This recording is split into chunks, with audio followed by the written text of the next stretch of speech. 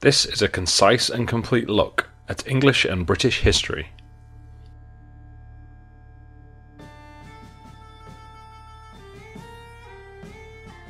Prehistoric England. During the Paleolithic, Mesolithic and Neolithic periods, English society was that of hunter-gatherers. In the Bronze Age, agriculture was introduced, and by the Iron Age, the country was loosely organised into various Celtic tribes. In 55 and 54 BC, Julius Caesar invaded with his Roman legions, but he didn't stick around. It wasn't until 43 AD that southern Britain was finally invaded and occupied by the Romans. Gaius Paulinus, who'd conquered Algeria and Morocco, became governor and set about conquering England. By 60 AD he had subjugated Wales and massacred the remaining Druids on the island of Anglesey. Just as the Romans were about to celebrate, Boudicca revolted in East Anglia. Despite being heavily outnumbered, the Romans had 10,000 men versus Boudicca's 230,000. Paulinus defeated the rebellion, inflicting heavy losses. This marks the end of resistance to Roman rule in Britain for nearly 400 years. The Romans continued to expand their borders, pushing up into Scotland by 83 AD.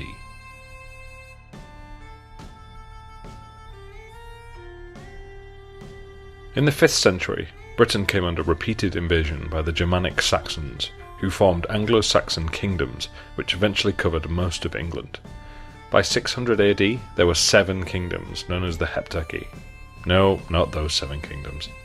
During this period, England converted to Christianity. In the 9th century, Vikings from Denmark and Norway invaded and conquered all the kingdoms with the exception of Wessex. Alfred the Great, the King of Wessex, managed to survive and went on to reconquer and unify England for much of the 10th century.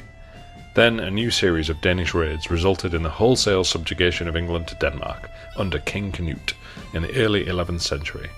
In 1042, Edward the Confessor restored the rule of the House of Wessex until his death in 1066. He was succeeded by Harold II in January of 1066, but William, Duke of Normandy, declared he was the rightful heir. Anticipating invasion, Harold assembled his troops on the Isle of Wight. After 7 months, no invasion came, and running low on provisions, he disbanded his army and returned to London. On the same day, Harald Hardrada of Norway, who also claimed the throne, invaded, landing his fleet at the mouth of the Tyne and won the Battle of Fulford against the local earls. King Harold quickly assembled his army, and through a forced march made it to Yorkshire in 4 days, taking the invaders by surprise. On the 25th of September, at the Battle of Stamford Bridge, King Harold defeated the invaders, killing Harald Hardrada. Then, 3 days later, the Norman fleet landed on the coast of East Sussex. Harold's army marched 241 miles back south to meet them at the Battle of Hastings. The two armies clashed on the 14th of October and battled for 9 hours, but ultimately Harold was defeated and killed. William was crowned king, and this was the last time England would suffer a regime change from a foreign invader. William suppressed many revolts, built many castles during his reign, and ordered the creation of the Domesday Book, which was like an audit of all the land holdings in the country. After William's death in 1087, Norman rule proved to be unstable, with contested successions and violent conflicts. In 1135, civil war broke out, in a period known as the Anarchy, when there was much fighting and law and order broke down. Peace was finally restored in 1154 under Henry II. Henry was succeeded by his son Richard, who went off to join the Third Crusade, and he was in turn succeeded by John in 1199. John fought with France for several years, losing Normandy and Aquitaine. In trying to raise revenue to claim these territories, his relationship with the ruling barons of England soured.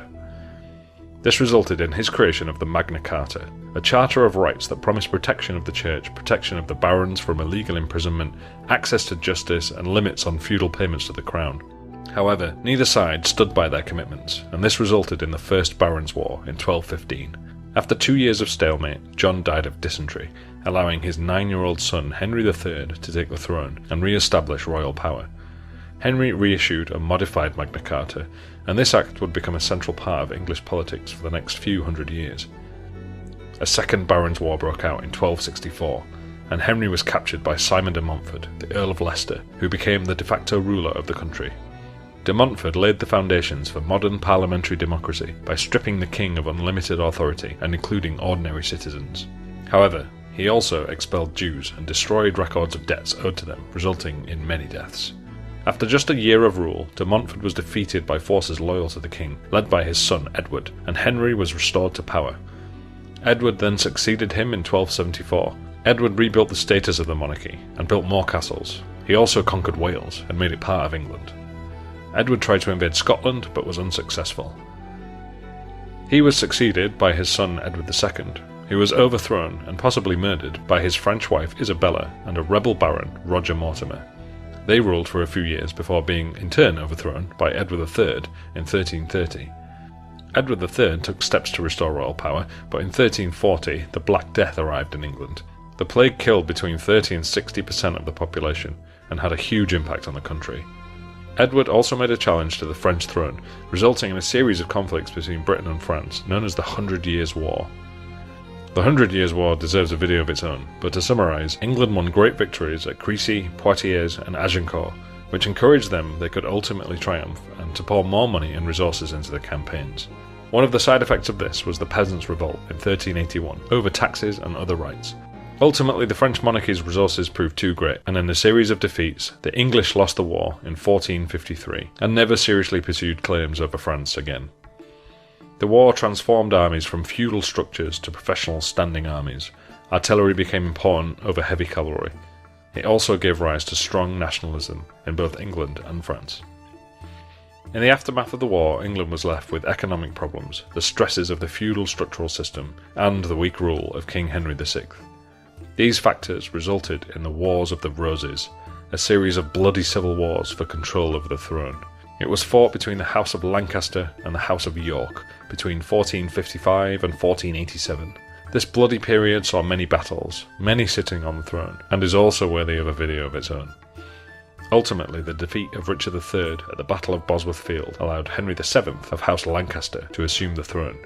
He then married Elizabeth of York, uniting the two factions and creating the House of Tudor, which would rule until 1603.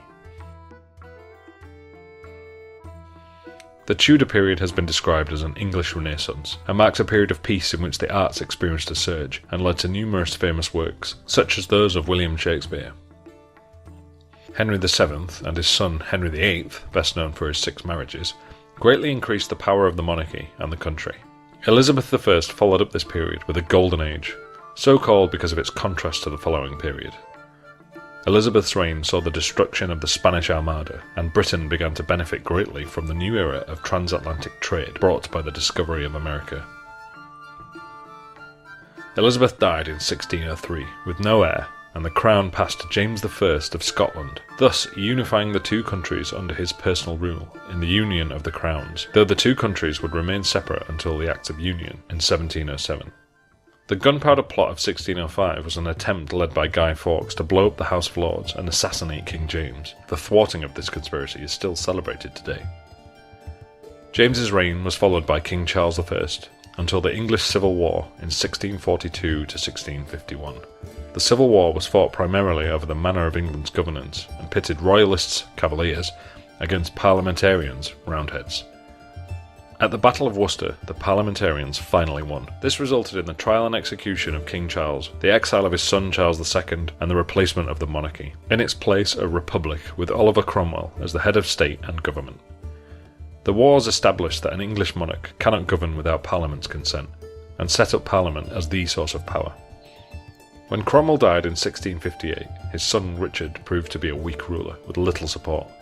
Disgruntled with the chaos following Cromwell's death, and other factors such as high taxes, coupled with a nostalgia for the monarchy, led to the Restoration, the reclaiming of the throne by Charles II in 1660. Charles II's reign included the Great Plague of London, in which up to 1,000 people died per day, the Great Fire of London, which destroyed 13,000 buildings, and the Second Anglo-Dutch War for control over trade routes and seas.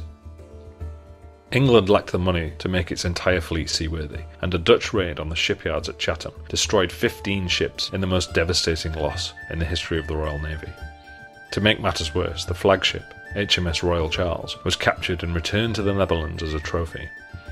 This defeat had a tremendous psychological impact throughout England and forced Charles to sign a peace treaty in 1667. The one silver lining of the conflict was that England gained control over the thriving colony of New York. For the conclusion of this series, please watch part 2, which brings us all the way up to modern day.